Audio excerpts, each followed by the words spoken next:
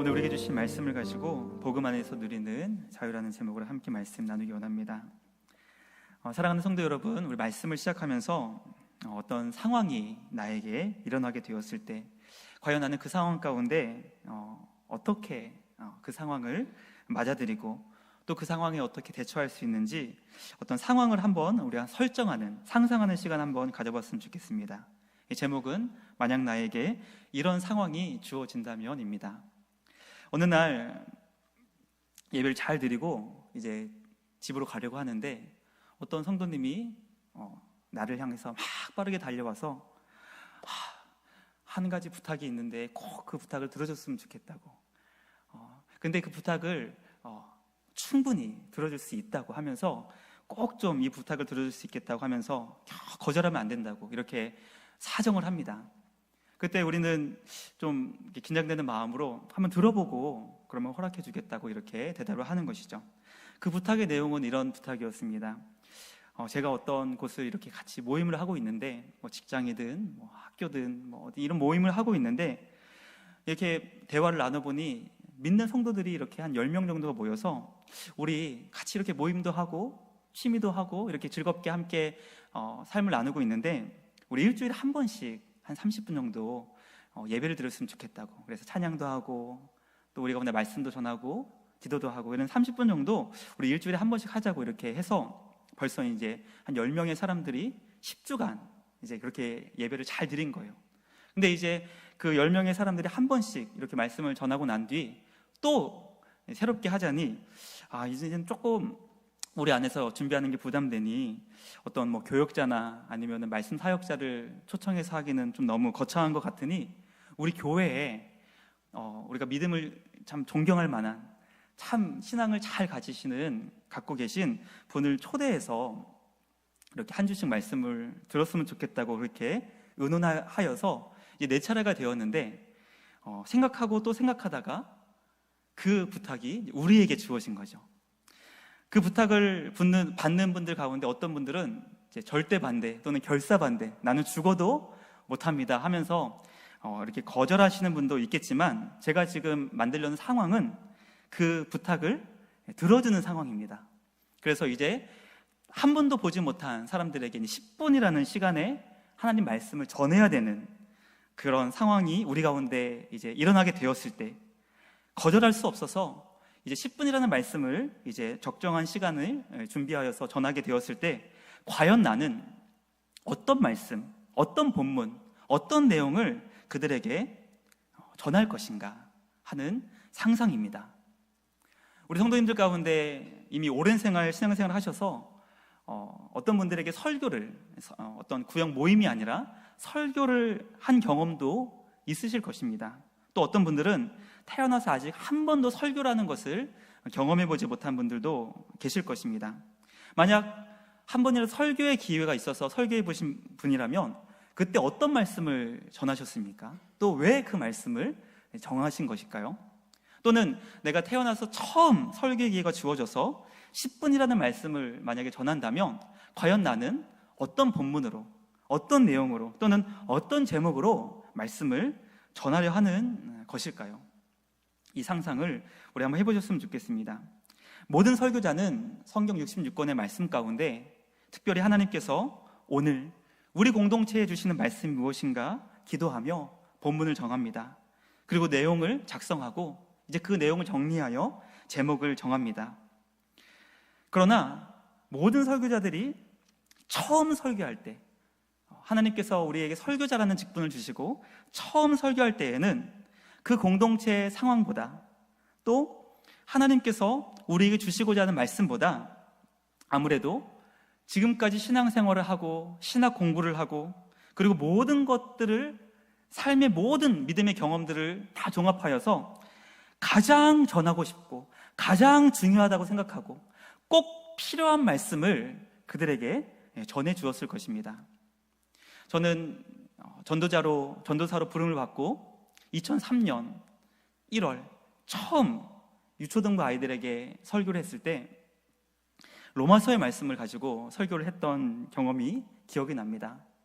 로마서의 말씀, 복음의 정수가 담겨 있는 말씀, 유초등부 아이들이 들었을 때에는 딱딱할 수 있지만 내가 복음을 부끄러워하지 않는다는 사도 바울의 그 간절한 외침을 그들에게 함께 나눴던 그 생생하고도 긴장되고도 너무나 설레었던, 너무나 떨렸던 그 기억이 오늘 말씀을 전하는 상황 가운데 다시 그때가 생각나게 되었습니다. 오늘 우리가 읽은 말씀은 그 무대가 나사렛 회당입니다. 나사렛 회당은 예수님에게 그런 곳이었습니다. 누가복음에 있어서는 예수님의 첫 설교가 선포된 곳이 바로 나사렛 회당이었고, 그곳은 예수님이 모르는 사람들에게 말씀을 전한 것이 아니라 어렸을 때부터 함께 생활했던 그곳에 모여있는 모든 대부분의 사람들과 친분이 있는 그런 따뜻하고 추억이 있고, 그리고 거의 대부분의 사람들을 다 알고 있었던 곳이 바로 나사렛 회당이었습니다. 안식일에 유대인들이 회당에 모여서 우리와 같이 주님을 예배하고 하나님을 경배했습니다. 유대인 회당은 말씀을 읽고 그 말씀을 풀어주는 시간이 대부분의 시간이었기 때문에 회당에서의 시간은 대부분 성경의 말씀을 배우는 시간이었습니다. 우리가 생각할 때 유대인들은 매우 경직되어 있고 어떤 그 형식과 절차가 매우 복잡할 것 같지만 유대인 회당의 그 경배의 시간, 예배의 시간은 매우 자유롭고 느슨한 그런 순서였습니다.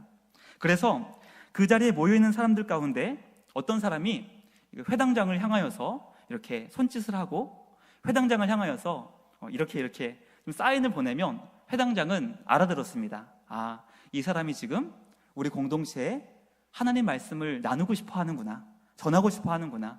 그리고 그가 회당장에게 사인을 보내주면 회당장은 그 사람에게 앞으로 나오라고 사인을 주고 그는 앞에 서서 말씀을 읽은 후 그 말씀을 가지고 공동체와 함께 나눈 곳이 바로 안식일 회당이었습니다. 아마도 예수님께서도 고향 땅 나사렛 회당에 가서 회당장을 향하여서 이렇게 손짓했을 것입니다. 내가 이제 나가서 말씀을 읽고 그 말씀을 사람들과 나누고 싶다라는 그런 사인을 준 것이죠. 예수님께서는 회당장에 그 주신 기회를 살려 가장 앞에 나가 말씀을 읽기 위해 단상에 섰습니다. 그리고 말씀을 맡은 사환이 예수님에게 주었던 말씀은 이사야의 말씀이었습니다. 그 이사야의 말씀은 왜 사환이 그에게 주었냐면 말씀을 순서대로 읽었기 때문에 지금 예수님이 읽어야 되는 그 순서의 말씀이 이사야였던 것이죠. 그때 예수님은 그 두루마리를 받고 나서 그 두루마리를 쫙 펼치십니다. 그리고 그 두루마리를 펼치신 후에 아주 집중하셔서 한 말씀을 읽기 위해 찾으셨습니다. 여기서 이제 문제죠. 예수님은 어떤 말씀을 찾으셨을까요? 어떤 말씀을 읽기 위해서 이사야의 말씀을 찾으셨던 것일까요? 우리는 이미 예수님이 이 나사렛 회당의 장소가 누가복음에 기록된 예수님의 첫 설교였고, 그리고 예수님과 어렸을 때부터 함께 지내고 있었던 그런 잘 알고 있는 사람들에게 전하고 싶은 가장 중요한 말씀, 그들이 꼭 들어야 될 말씀, 그들에게 가장 필요한 말씀을 찾으셨을 것이 분명합니다. 그리고 예수님은 두루마리의 말씀 가운데 그 말씀을 찾아 읽으셨습니다. 그곳에 있는 모든 사람들이 들을 수 있도록 큰 소리로 그 말씀을 읽어주신 것이죠. 그 말씀이 오늘 누가복음 4장 18절과 19절에 기록되어 있습니다. 제가 읽어드리겠습니다. 주의 성령이 내게 임하셨으니 이는 가난한 자에게 복음을 전하게 하시려고 내게 기름을 부으시고 나를 보내사 포로된 자에게 자유를, 눈먼 자에게 다시 보게 함을 전파하며 눌린 자를 자유롭게 하고 주의 은혜의 해를 전파하게 하려 하심이라 하였더라. 이 말씀은 예수님께서 이 땅에 오시기 전 주전 700년 전 이사야 선지자를 통해 하나님이 주신 약속이 기록되어 있는 이사야 61장 1절과 2절의 말씀이었습니다. 이 말씀은 하나님께서 이제 이 땅에 성령으로 기름 부으신 메시아, 구원자가 이 땅에 오시면 이 말씀을 이루어 주신다는 소망이 담겨 있는 말씀으로 예수님으로부터 700년 전에 이사야를 통해 주신 말씀이었습니다. 우리는 예수님께서 이사야 66장 어마어마하게 두꺼운 이 말씀 가운데 이 부분을 찾으신 이유가 이들이 꼭 들어야 될 말씀이었고, 이들에게 가장 필요한 말씀이었고, 이들이 이 말씀을 들어 이 말씀이 이제 이들에게 어떤 놀라운 능력으로, 어떤 놀라운 하나님의 역사로 이루어질 것인가, 이들에게 말씀 주시기를 위함이었습니다. 그런데 놀라운 그런 일은 나사렛 회당에 모여있는 사람들이 이사야 전체 말씀 중에 가장 이루어지기를 원하는 고대하는 말씀이 어떤 말씀이었을까요? 바로 이 말씀이었습니다. 나사렛 회당에 모여있던 사람들이 가장 고대하고 소망하는 말씀도 이사야 61장 1절과 2절의 말씀이었던 것이죠. 제가 그 이유를 설명해 드리겠습니다. 왜 유대인들은, 나사렛 회당에 있는 사람들은 이 말씀이 이루어지기를 가장 고대하고 소망하였는가? 첫째, 가난한 자에게 임하는 복음을 고대하는 사람들이었기 때문입니다. 자, 나사렛 지방, 나사렛 사람들, 이스라엘 사람들에게 나사렛 출신이라는 것은 과연 어떤 의미였을까요? 어렵지 않습니다. 요한복음 1장 나다나엘은 우리에게 나사렛이라는 이 동네가 어떤 동네인지 우리에게 매우 분명하고 자세하게 한 문장으로 이렇게 설명해 주었습니다. 나다나엘이 이르되, 요한복음 1장 46절입니다. 나사렛에서 무슨 선한 것이 날 수 있느냐? 나사렛은 선한 것이 날 수 없는 가장 낙후되고 가난한 사람들이 모여있는 그런 눈물의 땅, 아픔의 땅, 고통의 땅이라는 것을 오늘 나다나엘은 우리에게 가르쳐 준 것이죠. 그러므로 이스라엘 전체 지방 가운데 오늘 이사야 61장 1절의 말씀, 가난한 자에게 복음을 고대하는 사람들이 모여있던 곳이 바로 나사렛이었습니다. 그러므로 이들이 가장 이루어지기를 원하는 메시아 구원자가 이 땅에 오셔서 가장 이루어지기를 고대하는 말씀이 바로 이 말씀이었고, 그들은 메시아 오기를 간절히 고대했던 것이죠. 두 번째, 왜 이들은 이 말씀이 이루어지기를 원했냐면, 그들은 포로된 자에게 임하는 자유를 고대하는 사람들이었기 때문입니다. 나사렛 사람들만 포로가 아니었고, 예수님 당시 이스라엘 전체는 로마의 지배를 받고 있는 상황이었습니다. 언제 들이닥칠지 모르는 이 로마 군사들을 가슴 졸이며 하루하루 살아가는 이 정치적 포로된 자들이 바로 이스라엘 사람들이었던 것이죠. 그러므로 이스라엘 모든 지파 사람들은 하나님께서 약속하신 메시아가 온다면 그 메시아는 우리를 지배하고 있는 로마 제국을 뒤집어 엎고 부수시고 이 땅에 다윗 시대의 영광과 다윗 시대의 그 왕권을 회복시켜 주실 그날을 고대하고 있었던 것이죠. 그러므로 오늘 나사렛 회당에 모여있는 이들은 포로된 자에게 주시는 자유를 고대하는 사람들이었습니다. 세 번째, 이들은 눈먼 자에게 임할 기적을 고대하는 사람들이었습니다. 나사렛 지방은 특별히 눈먼 자들이 많이 있는 지역은 아니었습니다.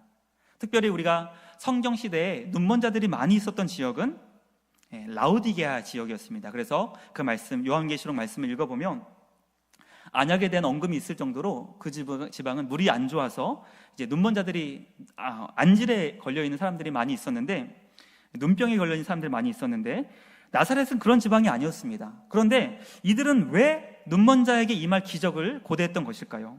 그것은 구약 성경이 그 힌트를 주고 있습니다. 자, 구약에는 수많은 기적들이 기록되어 있습니다.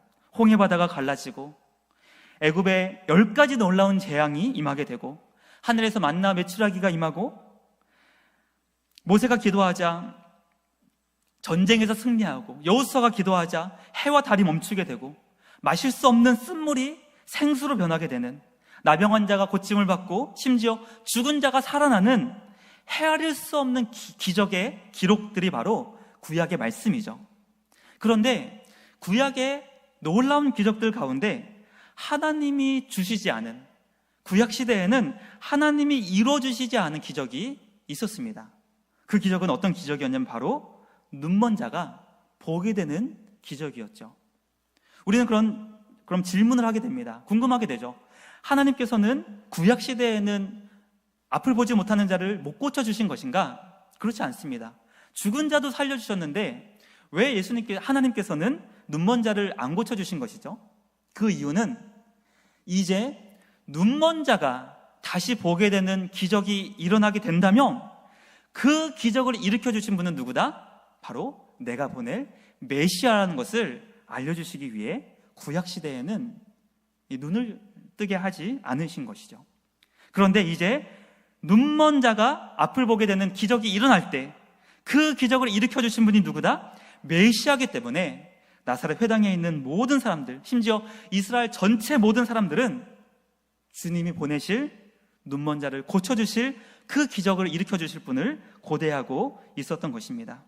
마지막 네 번째, 이들은 억눌린 자에게 임하는 해방과 자유를 고대하는 사람들이었습니다. 우리가 물질적인 가난한 상태에 처했을 때, 또는 정치적으로 포로된 상태에 있을 때, 그리고 앞을 보지 못하는 그런 질병으로 고통당하고 있다면 그 상황이 우리를 위축되게 만듭니다. 억눌리게 만듭니다. 점점 그 위축되어서 숨을 쉴 수 없을 정도로 억눌리게 되는 것이죠. 그러므로 오늘 이 예수님께서 말씀하신 이사야 61장 1절과 2절의 말씀은 가난한 나사렛 회당의 사람들, 그리고 정치적인 포로로 억눌려 있는 이스라엘 전체를 향하여, 그리고 앞을 보지 못하는 자를 고쳐주시는 그 메시아를 고대하는 모든 사람들에게 이 말 해방과 자유를 이 땅에 주실 메시아를 고대하는 사람들이 간절히 구하고 원하고 그때가 이루어지기를 고대하는 그 자들에게 이루어지기 원하는 말씀이었던 것이죠. 그때 예상치 못한 놀라운 선포의 말씀이 그들 가운데 선포됩니다. 나사렛에 모인 그 모든 사람들이 이루어지길 간절히 원하는 그 소망의 말씀, 간절히 기도하고 기도했던, 이루어지기를 원했던 그 말씀이 오늘 예수님의 이 선포로 예상치 못한 놀라운 반전이 일어나게 되는 것이죠. 누가복음 4장 20절과 22절의 말씀입니다. 책을 덮어 그 맡은 자에게 주시고 앉으시니 회당에 있는 자들이 다 주목하여 보더라. 이에 예수께서 그들에게 말씀하시되 이 글이 오늘 너희 귀에 응하였느니라 하시니. 예수님께서 읽어주신 이 말씀은 예수님께서 그들이 꼭 들어야 될 말씀이었고, 그들에게 가장 중요한 말씀이었고, 그들에게 반드시 이 말씀을 마음에 새기고 기억해야 할 말씀으로 주셨던 말씀이었습니다. 그리고 그곳에 모여있던 모든 자들은 이 말씀이 이루어지기를 고대하고 소망하고 기도하고 또 기도했던 말씀이 바로 예수님이 읽어주신 이 말씀이었죠. 예수님도 그들에게 꼭 들어야 될 말씀으로 주셨고, 그들도 간절히 이루어지기를 원하는 말씀으로 읽었던, 기도했던 이 말씀이 오늘 믿기지 않는 한 선포로 그들에게 임하게 됩니다. 그것은 무엇이냐면 이 글이, 이 말씀이 오늘 바로 지금 너희 귀에 이루어졌다. 이 현장 가운데 이루어졌다는 것이죠. 가난한 자에게 복음이 전하여지는 그 놀라운 기적이, 포로된 자가 해방을 경험하는 이 기적이, 눈먼 자가 앞을 보게 되는 이 기적이, 억눌린 자가 자유를 얻게 되는 이 놀라운 기적이 오늘 지금 이곳에 말씀을 듣고 있는 모든 자에게 임하셨다고 주님이 말씀하시는 것입니다. 이 말씀을 들은 자들은 매우 놀라며 이 말씀이 이루어졌다는 이 놀라운 선포 앞에 이렇게 반응합니다. 22절입니다. 그들이 다 그를 증언하고 그 입으로 나오는 바 은혜로운 말을 놀랍게 여겨 이르되. 이들은 예수님의 말씀을 놀라워했습니다. 그런데 그 놀라움도 잠깐 어떤 고백을 합니까? 바로 이 사람이 우리가 알고 있는 요셉의 아들이 아니냐. 22절은 이 말씀을 들은 자들이 예수님 말씀 앞에 깜짝 놀라며 이 은혜로운 말씀이 어떻게 우리에게 임하였는가 놀라게 됩니다. 그러나 이 놀라운 말씀을 들은 지 얼마 되지 않아 이들은 이 말씀을 전하는 예수님을 조롱하게 됩니다. 이가 우리가 아는, 지금 우리가 살고 있는 사람들 가운데, 나사렛의 가난한 수많은 사람들 가운데 어쩌면 가장 가난하고, 어쩌면 가장 우리 가운데 삶의 형편이 좋지 않은 저 목수 또는 석수 요셉의 아들이 아니냐라고 그들은 예수님의 삶과 그 가정을 조롱하게 되는 것이죠. 오늘 우리는 이 말씀 앞에 과연 나는 이 말씀을 어떻게 경험하고 있는지, 과연 이 말씀을 과연 우리는 어떻게 누리고 있는지 한번 이 말씀을 우리 스스로에게 점검하기 원합니다. 오늘 나사렛 회당에 있는 이 유대인들은 예수님이 이렇게 말씀하시죠. 너희가 그토록 고대했던 가난한 자에게 복음이, 포로된 자에게 자유가, 눈먼 자에게 다시 보게 되고 억눌린 자가 해방과 자유를 얻게 되는 이 말씀이 오늘 너희 귀에, 오늘 이 현장에 이루어졌음에도 불구하고 그 말씀을 증거하고 그 말씀을 전해주고 있는 예수님을 조롱하며 이 말씀을 믿지 않았습니다. 너가 어떻게, 목수의 아들, 요셉의 아들, 우리가 어렸을 때부터 보고, 아마도 예수님은 건강이 많이 좋지 않았을 것이 분명하기 때문에 예수님 허약하고 삐쩍 마르고 몰골이 보기 흉할 정도로 상해 있는 그 예수님을 보며 너가 다윗의 왕권을 회복시켜줄 자라고, 우리에게 복음을 전해줄 자라고, 우리에게 해방과 자유와 삶의 기쁨과 구원을 주실 메시아라고 조롱하며 의원아, 의사야, 너의 병을 스스로 고치라 조롱하며 예수님을 철저하게 거부하게 됩니다.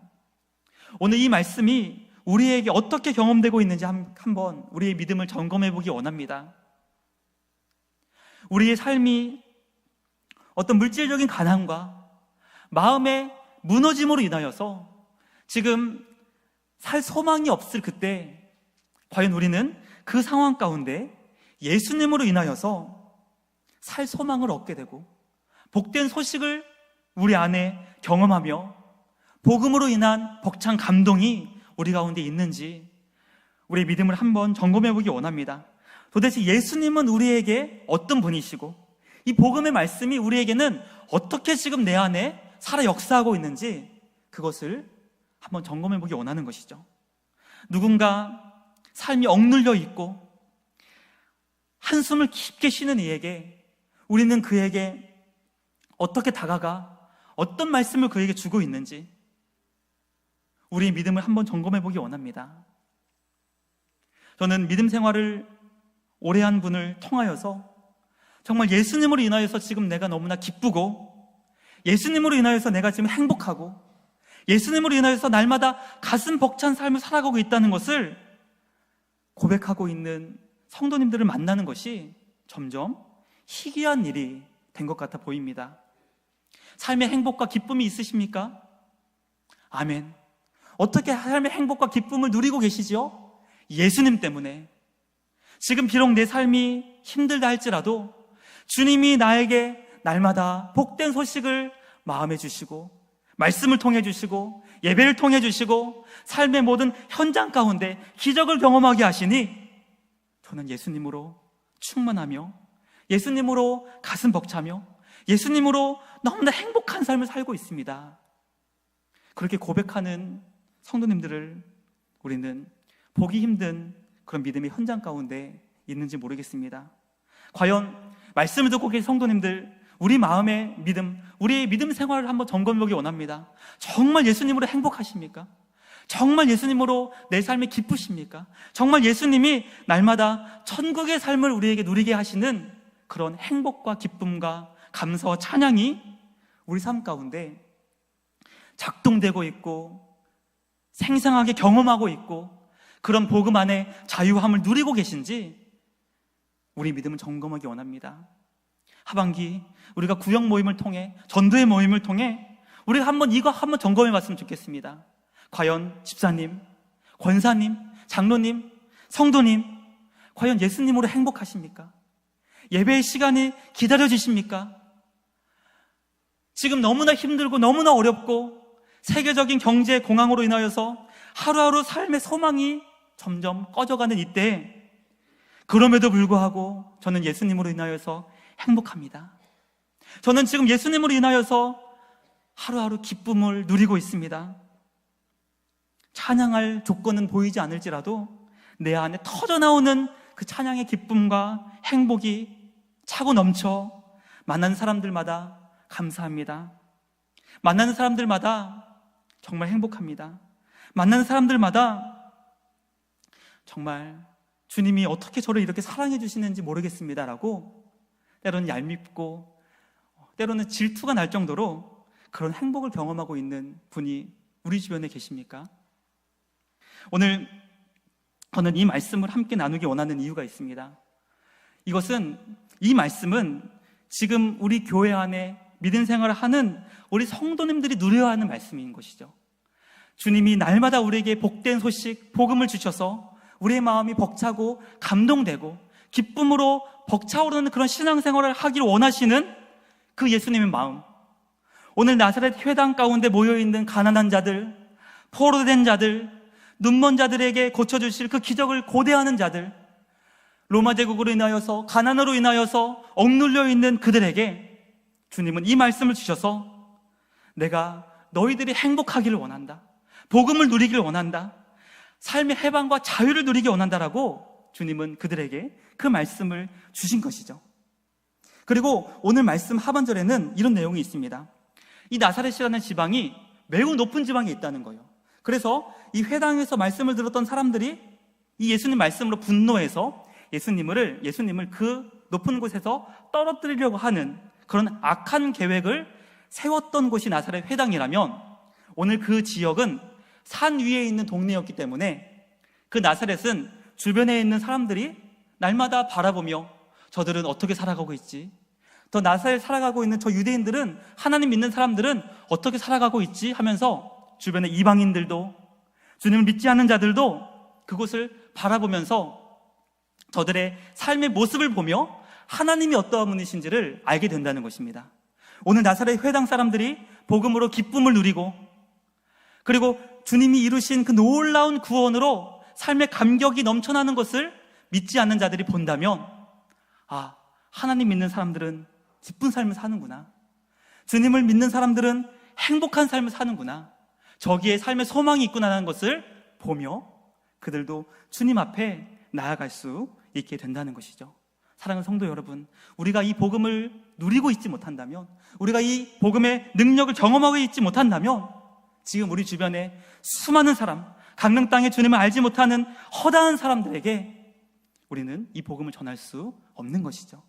그러나 이 벅찬 복음의 감동과 기쁨과 행복이 우리 가운데 누리고 경험되고 그것이 우리 가슴에 터져 나온다면, 우리가 만나는 이들에게 예수님이 행복입니다, 예수님이 기쁨입니다, 예수님이 만족입니다, 예수님이 삶의 소망입니다라는 것을 우리는 전할 수 있을 것입니다. 오늘 예수님 우리에게 말씀하십니다. 이 말씀이, 이 소망의 말씀, 구원의 말씀, 행복과 기쁨의 말씀이 오늘 너희 앞에, 너희 귀에 이루어졌다, 나로 인하여 이루어졌다, 나로 인하여 이제 복음의 시대가 활짝 열렸다라는 것을 가르쳐주고 있는 것이죠. 그러므로 이 복음을 누리고 이 복음을 통해 자유와 해방과 기쁨과 소망을 날마다 살아갈 수 있는 우리 모든 성도님 되실 수 있기를 주님의 이름으로 축복합니다.